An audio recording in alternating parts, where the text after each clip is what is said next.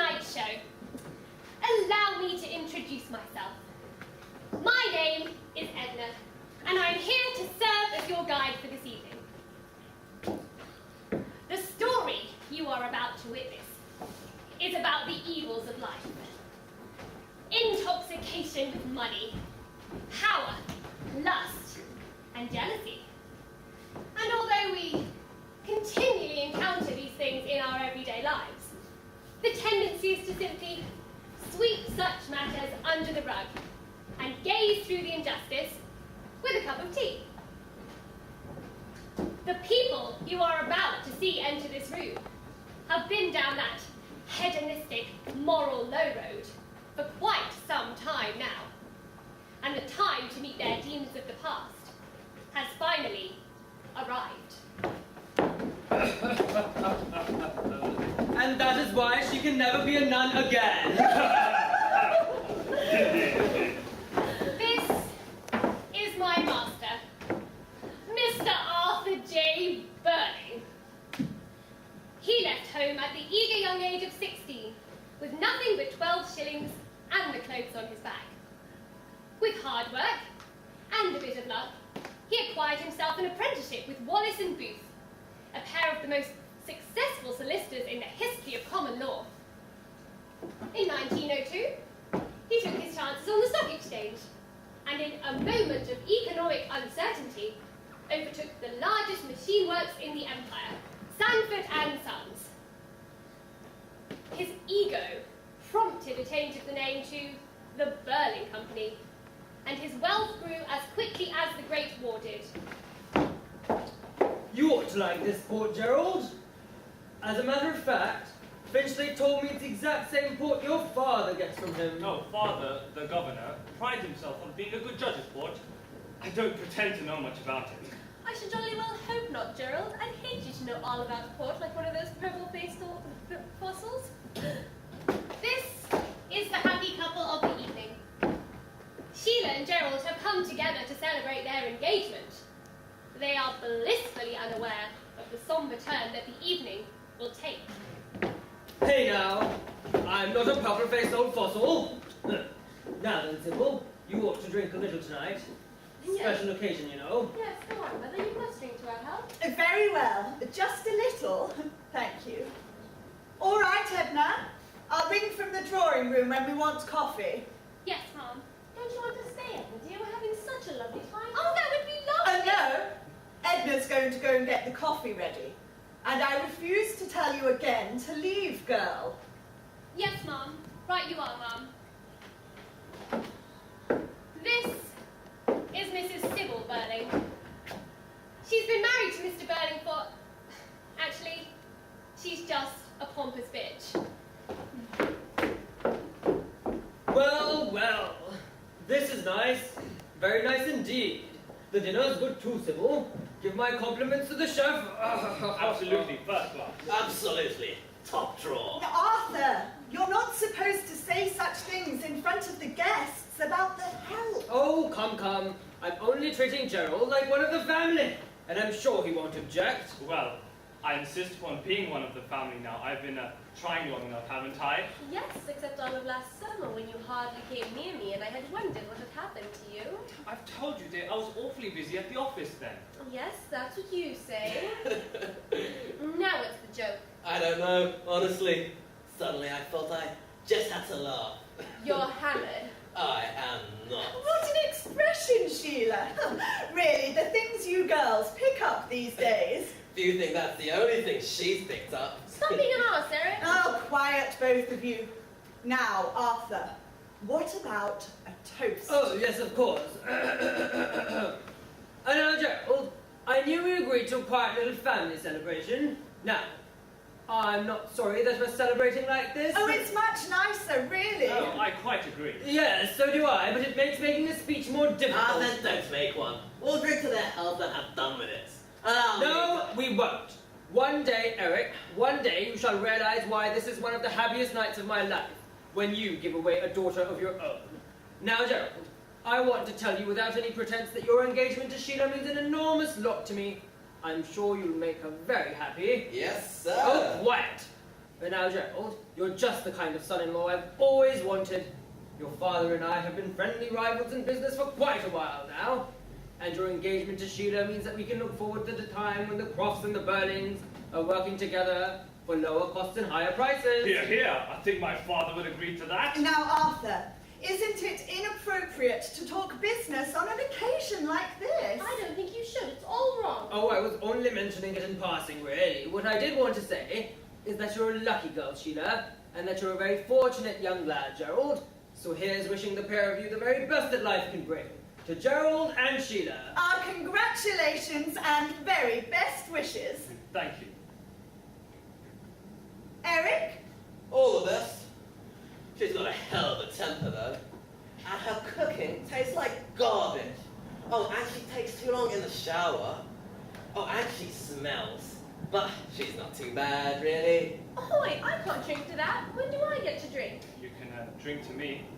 All right, then. I drink to you. Thank you. And I drink to you and hope that I can make you as happy as you deserve to be. Be careful or I'll start weeping. Oh, well, maybe this will help stop it. You've got it. It is the right size this time, isn't it?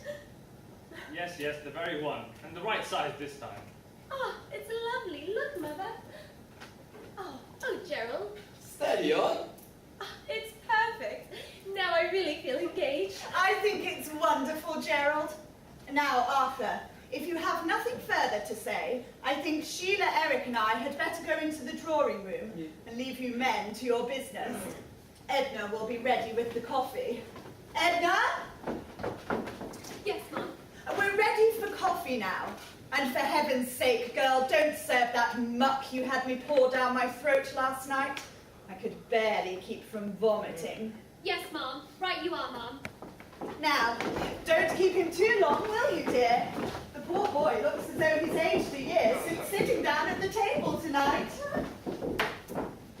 Cigar, Gerald? No, thanks. Those things will kill you, you know. Ah, you don't know what you're missing. I love a good cigar. Well, help yourself. No, Now, Gerald, I've heard a little notion about town that your mother, Lady Croft, well, while she doesn't object to my daughter Sheila, really thinks you could have done better for yourself. You know? Socially? well, I didn't. No, don't apologize. She comes from an old country family, so it's only natural. But what I did want to say is that there's a fair chance that you might be seeing me on the honours list. Just an item, mind. Oh, I say, congratulations, Mr. Oh, Burling. thank you. It's a bit early, so don't say anything. But I have had a hint or two that suggests that there's a fair chance of knighthood. So long as we behave ourselves, don't end up in the courts, stay out of the papers, avoid a scandal, eh? Well, you seem to be a nice, well-behaved family, so if that's the only obstacle, sir, you may as well accept my congratulations. What's the joke? Starting telling stories? No, my boy, take a seat. Mother says we can't stay too long. Not that it matters. I left them talking about clothes again. The way they're talking, you'll think Sheila was running around naked before getting married. I think they have too much money. Yes, my boy, but you must remember that clothes mean something different to the female. Once you have known women as I have, you realize that they're a sign of their self-respect. Not just something to wear and make them look pretty. Times haven't changed that much since I was a young lad. Yes, Father. Yes, and you don't know what some of these boys get up to nowadays. More money to spend and time to spare than I ever had. When I was a young lad, they worked us long and hard and kept us short of cash. Though, we did go out and have some fun sometimes. I bet you did, sir. There were quite a few ladies that were a fair bit entranced by your father, Eric. I have known the joys of the flesh in my time. Father, please! Oh, it's only natural, my boy. We all have urges that must be expressed into appropriate receptacles. It's only healthy, my lad. Don't worry about that. Edna will answer it. Now, I know I've piled it on a bit tonight, and I don't like to lecture, but I was just going to say that perhaps we ought to... Please, sir, an inspector's called. An inspector? What kind? A police inspector, sir. Says her name is Inspector Gould. Her name? I've never heard of it. does she want to see me? Yes, sir. She says it's very important. All right, Edna, bring her in here. A female inspector. I wonder what this is about. Perhaps Eric's been out of town stirring up a little trouble. What do you mean? Nothing, Eric, just a joke. Well, don't. Oh, what's the matter with you, boy? Nothing. Inspector Gould, sir. Mr. Burling? Yes, Inspector. You look familiar. Have we met before? I'm not sure, Mr. Burling. Well, would you like a glass of wine? No, thank you. I'm on duty. Very well. You must be new to the force. Yes, only just transferred. Thought you might be. I've been on the city council for years and was Lord Mayor. As a matter of fact, I'm still on the bench, so I know the police officers there quite well and have never seen you before. Well, what's the problem? A trouble with a warrant, perhaps? No. Well, what is it then? I'd like to ask you some questions, Mr. Burling. 2 hours ago, a young woman died in the infirmary. She drank a lot of very powerful disinfectant. Burnt her inside out. Suicide. God. Yes, it was agony.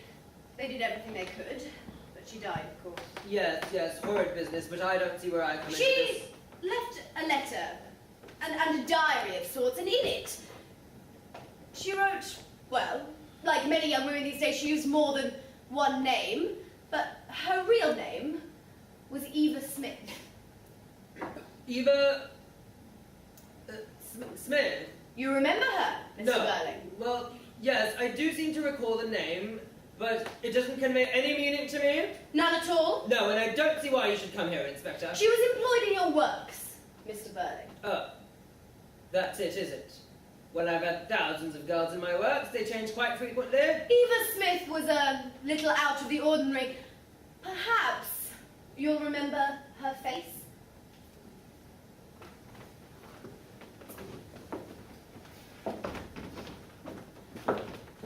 Any particular reason why I shouldn't see this photograph, Inspector? There might be.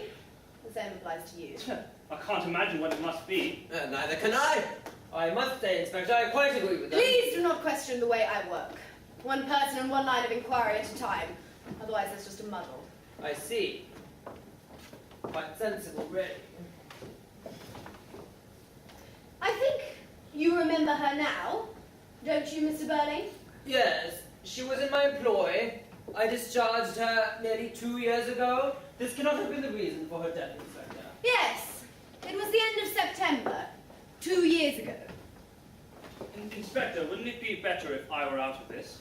Perhaps, Inspector, I ought to mention that this here is Gerald Croft of Cross Limited, son of Governor Croft. I see. Yes, and he's to be marrying my daughter Sheila. In fact, tonight was the celebration of their Then engagement. I'd rather you stay, Mr. Croft. But I...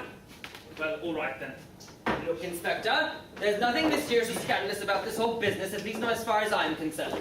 And as it happened so long ago, it has nothing to do with the wretched girl's suicide, eh?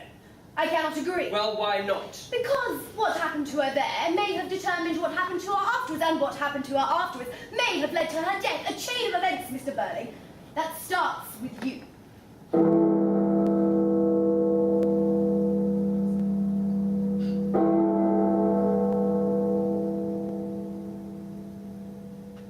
Well, this girl, Eva Smith, I remember her quite well now. She was a